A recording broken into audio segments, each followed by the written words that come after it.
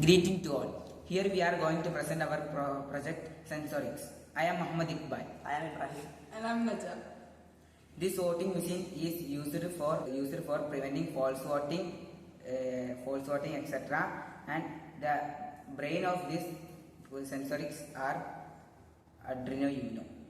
So to use our Sensorix, we'll start by enrolling each of the voters. And for that, we'll first press the enroll key, then press up and down buttons to select slot. There is a capacity from 1 to 25 in our Sensorix. So if I want to become the 14th person, I can minimize or maximize the number into 14 and start to register my fingerprint. Once that is done, once I have selected my slot, I can press OK, and according to the instructions on the display, I can place my finger on the sensor and register myself.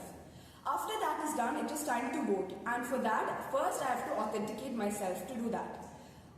So first press match key, then authenticate your fingerprint according to the display settings. After that is done, it is time for the presiding officer to check the results. For the presiding officer to get the results on the display, he can first press the match key, then authenticate himself, then press results, and thus the results will be displayed on the screen. Sensorix is an alternative electronic motivation. In future, we can use Sensorix as to fetch data, Aadhaar identification using fetching fingerprint data, and make a referee voting. Thank you. So we have already registered the voters. Next step is to vote, and for that, first press match key. Once the button is pressed, authenticate your fingerprint, and now place the vote.